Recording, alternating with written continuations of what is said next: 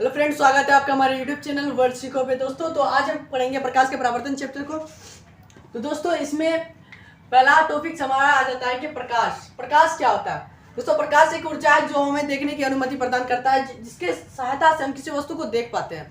Suppose कीजिए कि आप अपने रूम के बल्ब को बंद कर देते हो, तो क्या आप अपने रूम की वस्तुओं को फिर से देख पाओगे? बिना लाइट के नहीं देख पाओगे।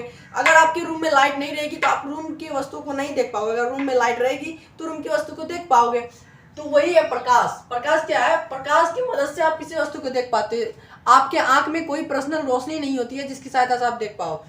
कोई भी, जैसे किसी भी बल्ब से प्रकाश आती है, सूरज से प्रकाश आती है, किसी भी चीज से निकलती है प्रकाश। वो प्रकाश जब किसी वस्तु पर पड़ती है तो उसको रिफ्लेक्शन होता है, यानी परावर्तन होता है। परावर्तन होने के बाद हमारे आंख के रेटिनी पे पड़ती है, जिसके कारण हम किसी को वस्तु को देख पाते हैं, जिसके कारण हमें कोई वस्तु दिखाई देता है। वही सहायक होता है हमारा प्रकाश। तो आपका एग्जाम में ये सवाल पूछा जा सकता है कि प्रकाश यानी लिख दिया प्रकाश एक डैश है, तो वहाँ लिखा जाएगा ऊर्जा है। तो ये सब सवाल पूछा जा सकता है। और ये आपसे एग्जाम में ऐसा सवाल ये भी आता है ऑब्जेक्टिव में कि प्रकाश कैसी रेखा में गमन करती है, तो उसका आंसर होगा प्रकाश सीधी रेखा में गमन करती है। तो दोस्तों दूसरा टॉपिक आता है हमारा प्रकाश के स्रोत। प्रकाश के स्रोत, जिस वस्तु से प्रकाश निकलता है उसे प्रकाश के स्रोत कहते हैं। कहने का मतलब ये है कि बल्ब से प्रकाश अगर निकलता है तो बल्ब भी प्रकाश का स्रोत हो गया है।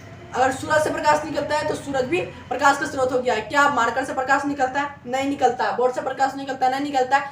जिस वस्तु से प्रकाश नहीं निकलता है वो प्रकाश स्रोत नहीं होंगे, बल्कि जिस वस्तु से प्रकाश निकलेगा वही प्रकाश का स्रोत हो जाएगा। आप यहाँ मेन टॉपिक एक चीज ले लीजिए, आगे चल के आपको काम देगा। स्रोत आपको जहां भी देखने के लिए मिलेगा, जिस चीज का स्रोत होगा, खाने का स्रोत, पीने का स्रोत, जिस चीज का भी स्रोत बोलेगा उस चीज से रिलेटेड हो जाएगा। अगर बोल दिया पीने का स्रोत, या इसका कहने का मतलब अब ये हो गया, पीते हम क्या है? पानी पीते हैं। तो पानी कहाँ से आ रहा है? कुआं से आ रहा है, कल से आ रहा है, नल से आ रहा है, चापाकल से आ रहा है। तो वो सारे चीज क्या हो गए? पीने के स्रोत हो गए। अगर यहाँ पीने के जगह लिख देगा खाने का स्रोत, तो हमको खाना कहाँ से मिल रहा है? पेड़ पौधे से मिल रहा है, वहां से फल मिल रहा है, सब्जियां मिल रही है, चावल मिल रहा है, तो वो हो गया खाने का स्रोत। पेड़ पौधा हमारा खाने का स्रोत हो गया। तो उसी तरह से यहाँ बोल रहा है हमें प्रकाश का स्रोत। तो प्रकाश जहां से आ रहा है वो प्रकाश का स्रोत हो गया।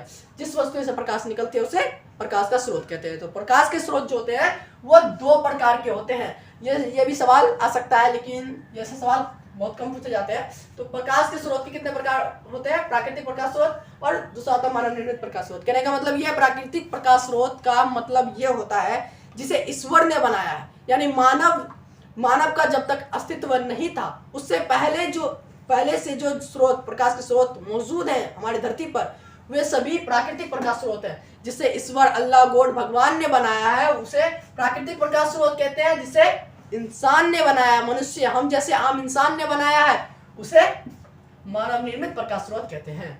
तो दोस्तों अगला हमारा टॉपिक आता है प्रदीप्त वस्तु। जिस वस्तु से प्रकाश उत्सर्जित होती है उसे क्या कहते हैं? प्रदीप्त वस्तु।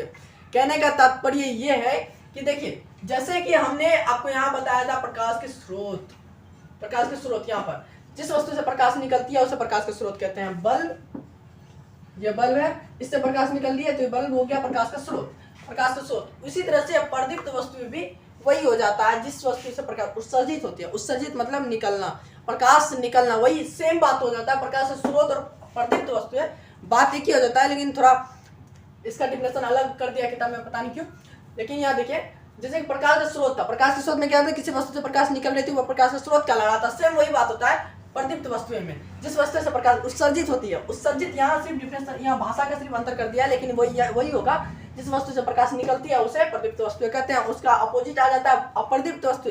जिस वस्तु से प्रकाश नहीं निकलती उसे अप्रदीप्त वस्तुएं कहते हैं। इसका एग्जांपल दे दिया, मेज, कलम, किताब, जैसे कि मैंने आपको बताया था मार्कर, बोर्ड इत्यादि, ऐसे सब मैंने आपको बताया था। तो कलम कॉपी हो जाएगा, जिससे प्रकाश नहीं निकलता है उसे अप्रदीप्त वस्तु कहते हैं। जिससे प्रकाश नहीं निकलता है उसे अप्रदीप्त वस्तु, और जिससे प्रकाश निकलता है उसे प्रदीप्त वस्तु। तो दोस्तों अगला आता है हमारा परिकिरणन।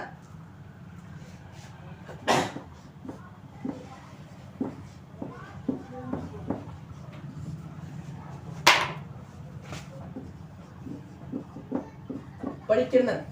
दोस्तों परिकिरणन में होता क्या है, मैं आपको परिकिरणन का डेफिनेशन बताता हूँ कि परिकिरणन में देखिए, जब सूरज, ऐसे मान लीजिए कि जैसे हमारा वायुमंडल है, या हमारा जो वायुमंडल है इसमें बहुत सारे कण मौजूद है।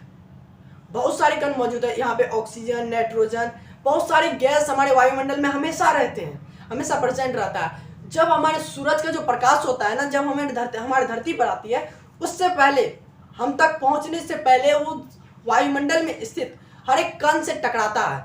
जैसे कि हमारे वायुमंडल में मान लीजिए एक छोटा सा कण है, बहुत सारा कण है, लेकिन एक पर्सनल कण लेके हम चलते हैं। जब सूरज का प्रकाश इस पर पड़ता है ना, ये एक सूक्ष्म कण होता है जिसे हम देख नहीं पाते हैं। अभी हमारे सामने भी बहुत सारे कण हैं, लेकिन हम उसे देख नहीं पा रहे हैं।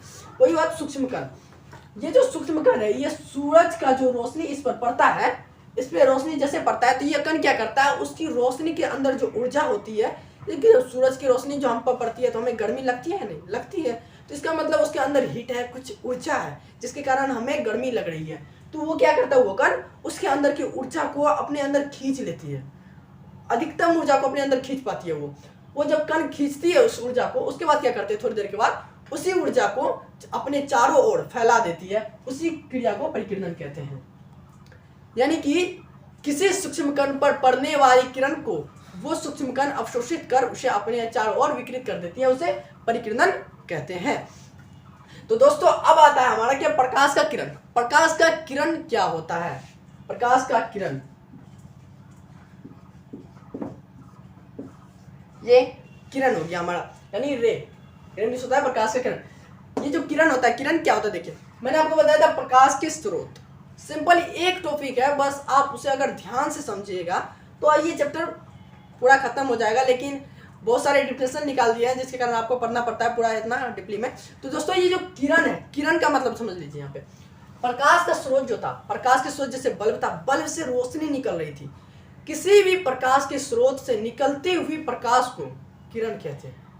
यहाँ देखिए प्रकाश का स्रोत था, जैसे बल्ब एक प्रकाश का स्रोत है क्योंकि उससे प्रकाश निकलती है, बल्ब से प्रकाश निकलती है यानी बल्ब एक प्रकाश का स्रोत हो गया। उससे जो प्रकाश निकलती है उसी को किरण कहते हैं। जैसे कि मैंने आपको बताया ये बल्ब है, इस बल्ब से जो प्रकाश निकलेगा, ये बल्ब से प्रकाश निकलता है, इसलिए ये हो गया प्रकाश के स्रोत, प्रकाश के स्रोत। ये जो प्रकाश निकली इसे कहते हैं किरण, समझ रहे? देखिए प्रकाश के स्रोत से निकलने वाली प्रकाश को किरण कहते हैं। दोस्तों अब क्या है, किरण जो होता है, किरण ये जो इसका जो अगला होता है, यानी किरण आगे आता है किरण पुंज, थोड़ा अच्छा कहते तो बोले मैं, किरण पुंज, किरण के बाद आता है हमारा किरण पुंज, किरण पुंज। दोस्तों अगर इसे समझा जाए तो आसानी में हम ये कह सकते हैं कि किरणों के समूह को किरण पुंज कहते हैं। यानी देखिए अगर हम लेजर लाइट यूज करते हैं, लेजर लाइट भी यूज करते हैं तो पतला लाइट निकलता है, पतला लाइट निकलता है, इसका मतलब ये तो हम नहीं कह सकते कि उसमें एक ही प्रकाश होगा, उसमें भी एक ही प्रकाश नहीं होता, उसमें भी बहुत सारे प्रकाश होते हैं, लेकिन उसका एडजस्टमेंट उसका जो जगह होता है, स्थान बहुत ही छोटा होता है। क्योंकि बल्ब से भी प्रकाश निकलता है, तो बल्ब से प्रकाश निकलते कि पूरे रूम में बढ़ जाता है, तो बहुत सारी किरण निकलती है ना, बल्ब से बहुत सारी किरण निकलती है, उसी को किरणपुंज कह सकते हैं हम। किरणों के समूह को किरणपुंज कहते हैं। वैसे जगह जहाँ पे बहुत सारी किरण हो, वो वातावरण उस जगह पर किरणपुंज कहलाएगा। अगर हम देखिए टॉर्च जलाते हैं, जब हम टॉर्च जलाते हैं तो बहुत सारी रोशनियाँ उससे निकलती है, हमारे टॉर्च से बहुत सारी रोशनियाँ निकलती हैं, तो इसको हम किरणपुंज कह सकते हैं। दोस्तों किरणपुंज जो होता है हमारा, ये 3 प्रकार का होता है। पहला होता है समांतर किरणपुंज, और दूसरा होता है अभिसारी किरणपुंज, और तीसरा होता है अपसारी किरणपुंज। दोस्तों समांतर किरणपुंज, तो पहला टॉपिक हम लेते हैं, कौन सेकंड,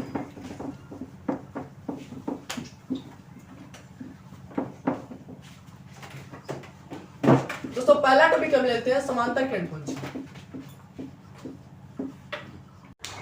समांतर किरणपुंज, अभिसारी किरणपुंज, मार्कर कौन दिया, अपसारी किरणपुंज। तो समांतर किरणपुंज क्या होता है? समांतर किरणपुंज, देख समांतर किरणपुंज क्या होता है, जैसे कि कोई भी किरणपुंज मैंने क्या बताया आपको कि ये बहुत सारी किरणें एक ही दिशा में चलती है, उसे क्या कहते हैं, किरणपुंज कहते हैं। तो समांतर किरणपुंज में क्या होता है कि सारी किरणें एक ही दिशा में और सीधी यानी समांतर दिशा में चलती रहती है, समांतर दिशा में, इसे कहते हैं समांतर किरणपुंज। वैश्य किरणपुंज जिसकी सभी किरणें समांतर दिशा में चलती रहे उसे कहते हैं समांतर किरणपुंज। दोस्तों अगला आ जाता है हमारा अभिसारी किरणपुंज। अभिसारी किरणपुंज में क्या होता है दोस्तों, अभिसारी किरणपुंज में एक बिंदु से निकलकर सभी किरणें यानी चारों दिशा में फैल जाती है। एक बिंदु से निकलती है, एक बिंदु से निकली और चारों दिशा में फैल गई।